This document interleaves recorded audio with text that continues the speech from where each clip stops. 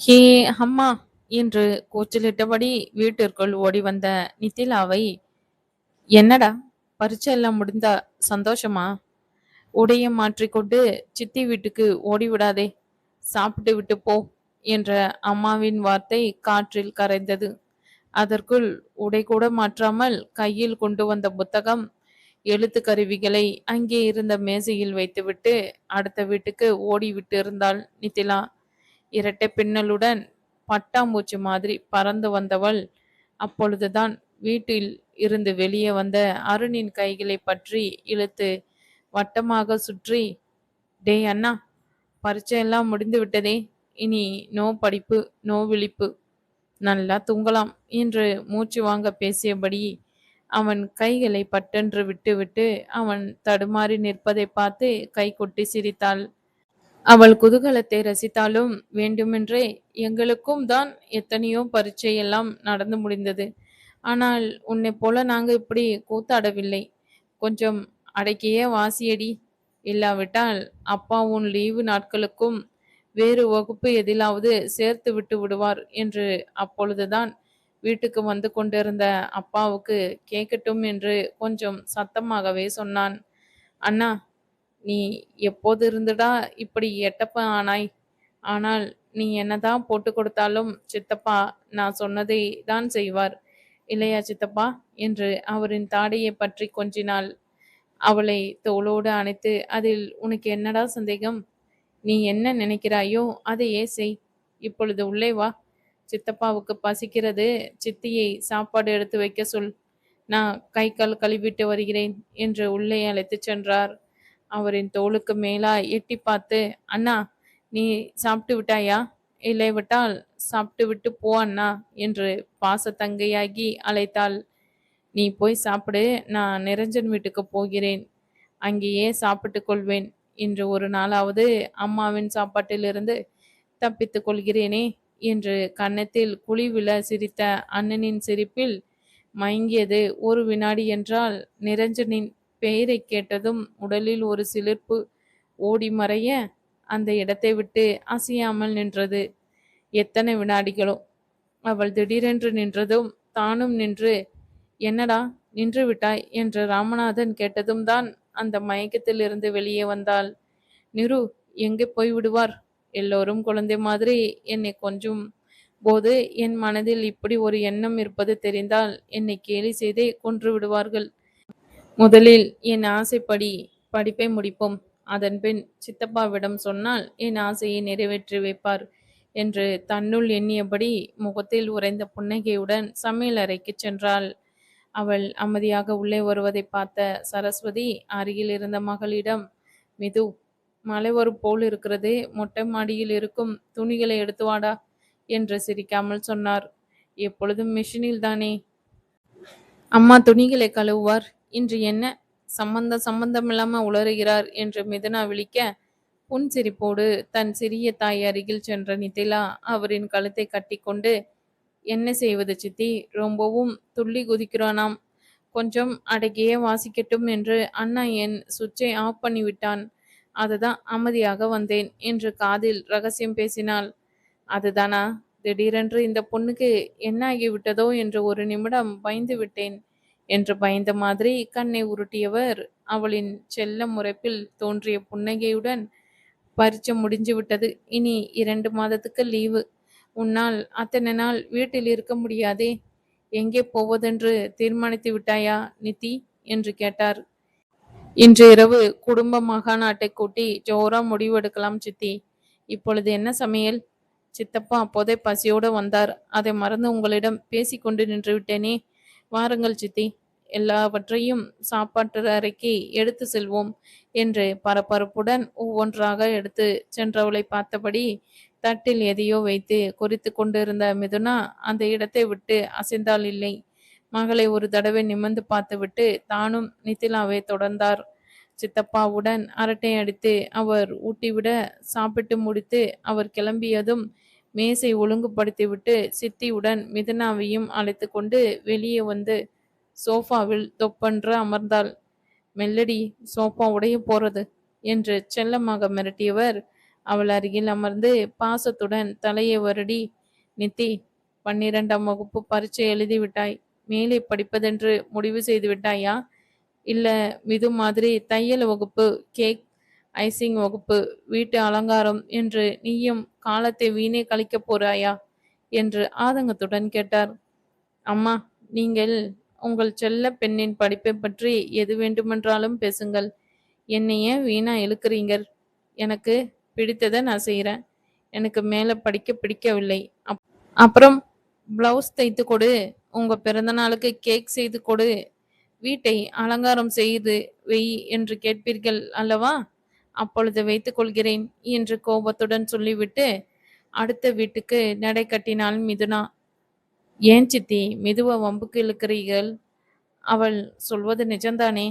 அவள் போல நகையோ புடவையோ இல்ல வீட்டு அலங்கார பொருட்களோ தேர்வு செய்ய எனக்கு தெரியுமா? மிதுவுக்கு அழகுணர்ச்சி அதிகம். இதுவும் ஒரு வகை படிப்பு தானே. அவள் போக்கில் விட்டு விடுங்கள். அவள் எதிர்காலத்தில் நன்றாக வருவாள். நான் அண்ணா மாதிரி பொறியியலாளராகத்தான் வரப்போகிறேன். படிப்பு முடிந்ததும் எங்கள் கம்பெனியின் லெங்கையிலேயே நம்பர் 1 கம்பெனியாக கொண்டு வரப்போகிறேன் என்று கண்களில் கனவு மின்ன சொன்னாள். சரஸ்வதி பதில் சொல்வதற்கு முன், ஏண்டி, இன்று முழுவதும் இந்த பள்ளி சீருடையில்தான் இருக்கப் போவதாக ஏதாவது வேண்டுதலா? போய் வேற ஏதாவது மாற்றி கொண்டு வா என்று அப்பொழுதுதான் உள்ளே வந்த அருண் தங்கையை துரத்தினான். இன்று முழுவதும் இப்படியே இருக்கப் போகிறேன் என்று தமையனுக்கு பதில் கொடுத்தவள் தொடர்ந்து, என்ற அண்ணா நிறைஞ்ச வீட்டுக்கு போவதாக சொல்லிவிட்டு திரும்பி வந்து விட்டாயே, ஏன் என்று அவன் முறைப்பதை பார்த்து பேச்சை நிறுத்தினாள்.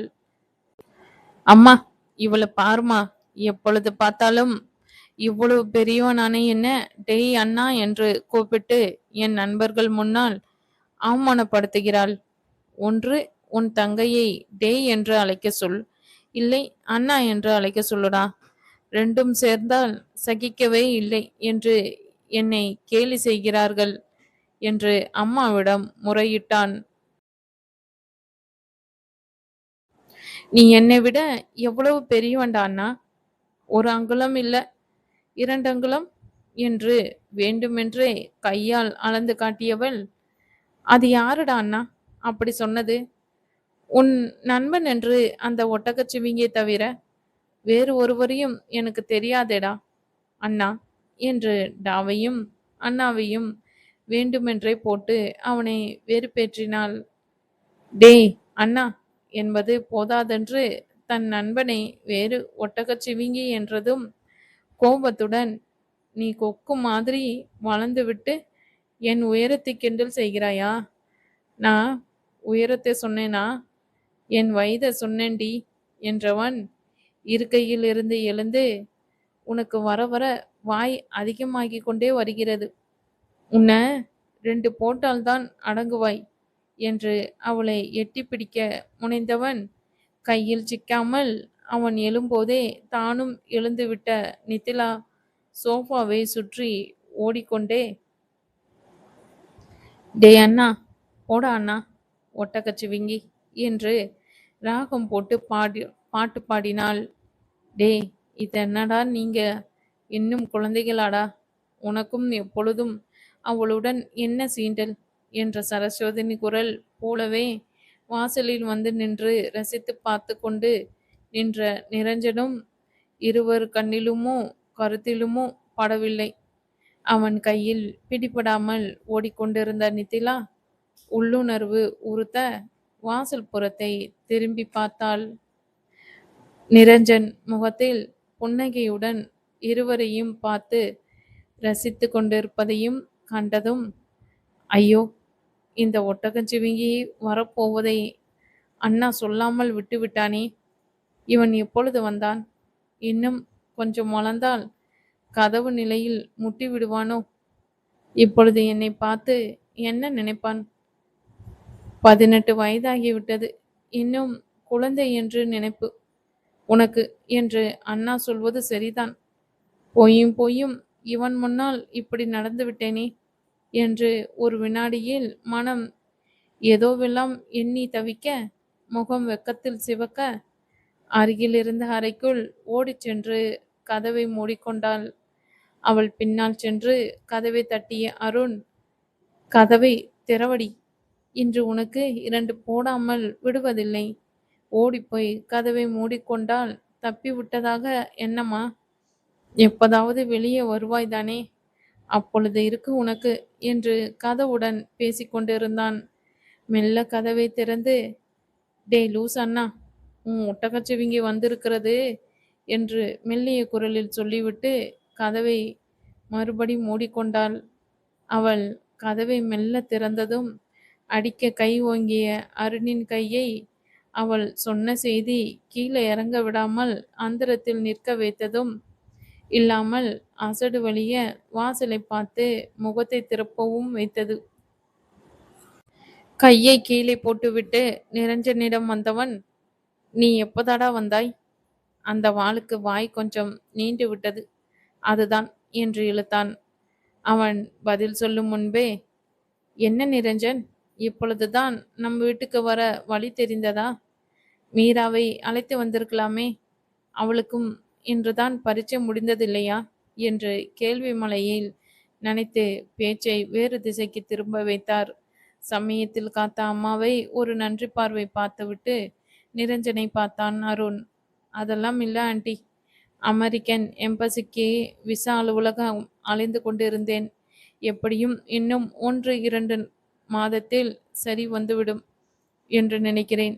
மீராவை இன்னொரு நாள் வரும்போது அழைத்து வருகிறேன்.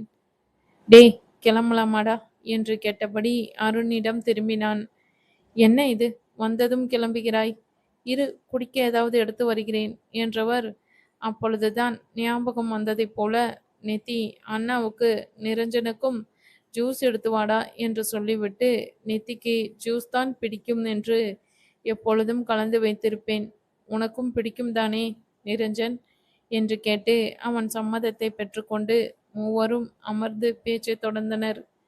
இல்லை ஆண்டி, இப்பொழுதுதான் சாப்பிட்டேன், எதுவும் வேண்டாம், நாங்கள் கிளம்புறோம் என்று சொல்ல நினைத்து வாயை திறந்தவன் அவர் நித்தியை அழைத்ததும் தலையை மட்டும் சம்மதமாக ஆட்டிவிட்டு வாயை மூடிக்கொண்டு சோஃபாவில் அமர்ந்தான்.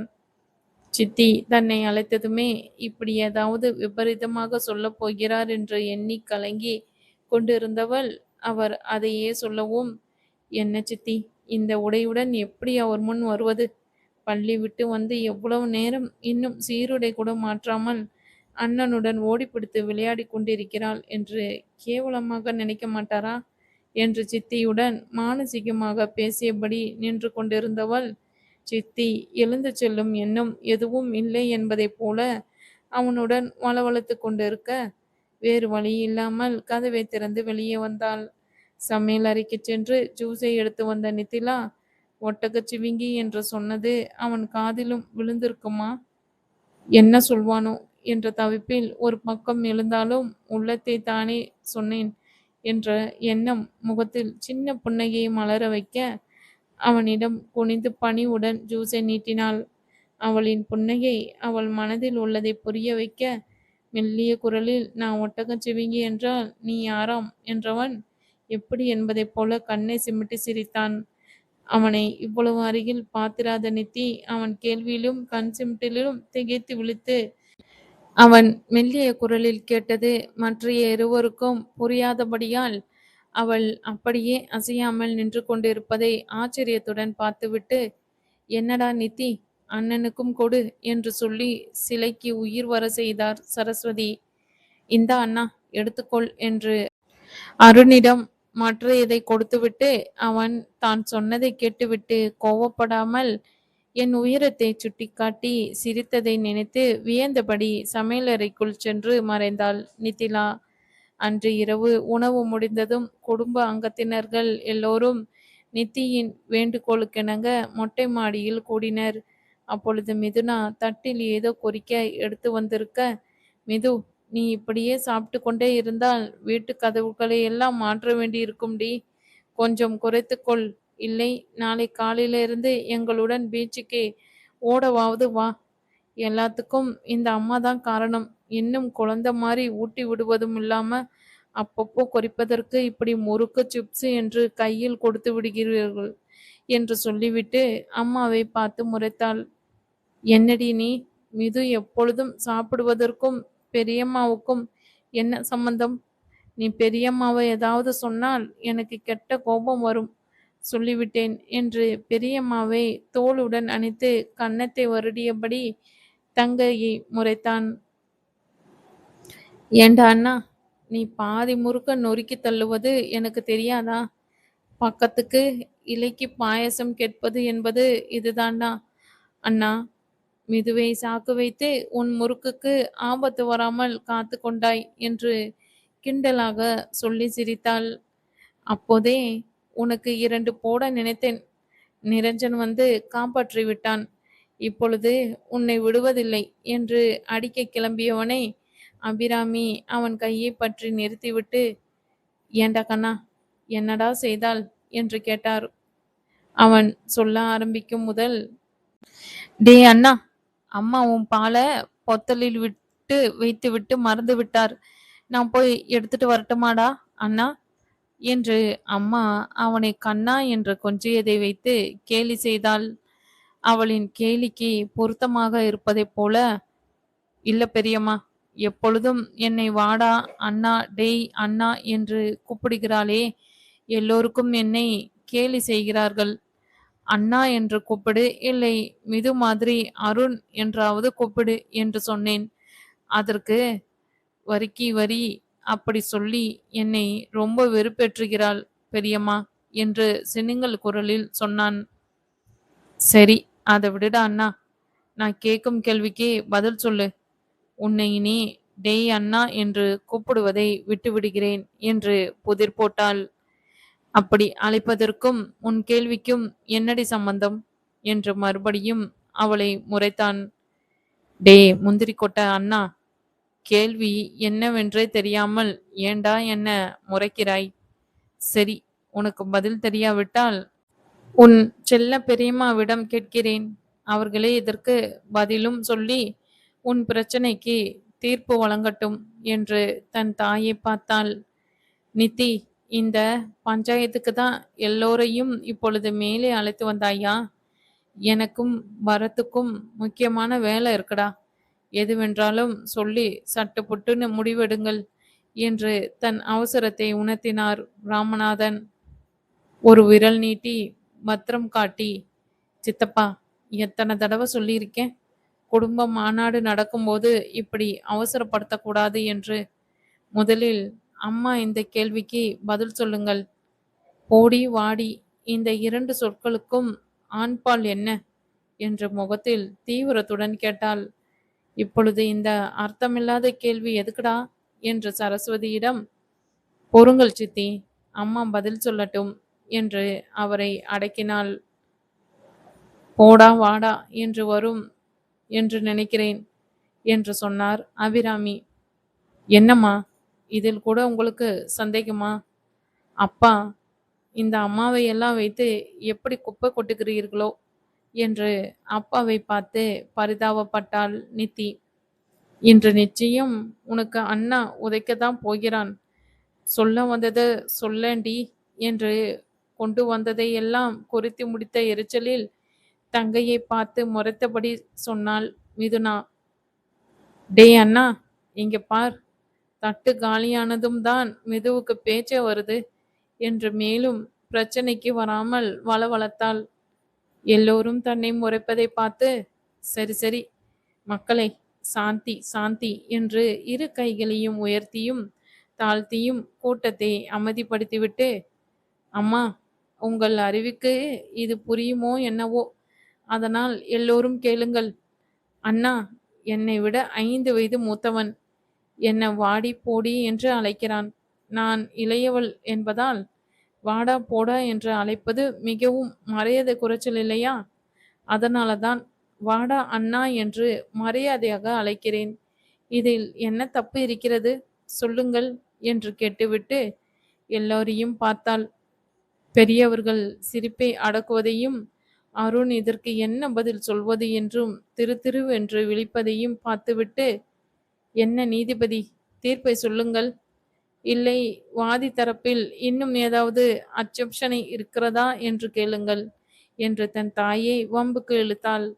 நீதிபதியை கொஞ்சம் யோசிக்க விடு. இப்பொழுது நீ எதற்கு எல்லோரையும் மேலே அழைத்தாய்? அதை சொல்லுடா என்று ராமநாதன் பேச்சை மாற்றினார். சித்தப்பா, எனக்கு பரீட்சை முடிந்து விட்டது. 2 மாதம் லீவ் இருக்கிறது. அதற்கு எல்லோரும் சேர்ந்து கொஞ்சம் ஊர் சுற்றலாமா? எங்கே போகலாம் என்று திட்டமிடுவதற்கு தான் இந்த குடும்ப மீட்டிங். எல்லோரும் தயங்காமல் உங்க கருத்துக்களை எடுத்து சொல்லுங்கள் என்று கூறிவிட்டு சரஸ்வதி அருகில் சென்று அமர்ந்தாள். பரமநாதனும் ராமநாதனும் ஒருவரை ஒருவர் பார்த்துவிட்டு, நீயே சொல்லு என்று பரஸ்பரம் ஜாடை காட்ட, கண்ணம்மா, இப்பொழுது முக்கியமான ஒரு ஒப்பந்தம் கிடைக்கும் வேலையின் நடுவில் இருக்கிறோம். கொட்டேஷன், கணக்கு வழக்கு என்று எங்கள் 3 பேருக்குமே ஒரு மாதம் நிறைய வேலை இருக்கும். இந்த ஒரு மாதம் நீ பொறுத்திருந்தால் அடுத்த மாதம் எல்லோரும் ஒரு வாரமோ இல்லை 2 வாரமோ உனக்கு எங்க போக விருப்பமோ அங்கே போகலாம். வேண்டுமென்றால் இந்த ஒரு மாதம் அக்காவுடன் நீ தையலோ இல்லை வேறு ஏதாவது வகுப்புக்கோ போய்க்கொள். காலம் பறந்துவிடும். இல்லை 4 பேரும் சேர்ந்து கொழும்பில் உள்ள அத்தனை கடைகளையும் சுற்றுங்கள். ஒரு மாதம் ஓடிவிடும் என்று தங்களின் நேரமின்மையை பொறுமையுடன் விளக்கினார் ராமநாதன். சித்தியிடம் இருந்து எழுந்து வந்து, என்ன சித்தப்பா, உங்களுக்கு வேலை இருக்கிறதென்றால் நான் புரிந்து கொள்ள மாட்டேனா? அதற்கு இவ்வளவு விளக்கம் சொல்ல வேண்டுமா? அது சரி, அக்கா என்று யாரையோ சொன்னீர்களே, அது யார் சித்தப்பா என்று குறும்பு சிரிப்போடு கேட்டாள். அவள் காதை பற்றி செல்லமாக திருகியபடி, உனக்கு வர வர குறும்பு அதிகமாகி கொண்டுதான் வருகிறது என்று சிரிப்போடு சொன்னார். பின்ன என்ன சித்தப்பா, அண்ணாவையே டேய் என்று அழைக்கும் நான் இவளை போய் அக்கா என்று அழைப்பனா? உங்களுக்கு ரொம்ப தான் ஆசை. வேண்டுமென்றால் அண்ணாவை அழைப்பது மாதிரியே அடியை அக்கா என்று அழைக்கட்டுமா சித்தப்பா என்று அதே குறும்பு சிரிப்போடு கேட்டாள்.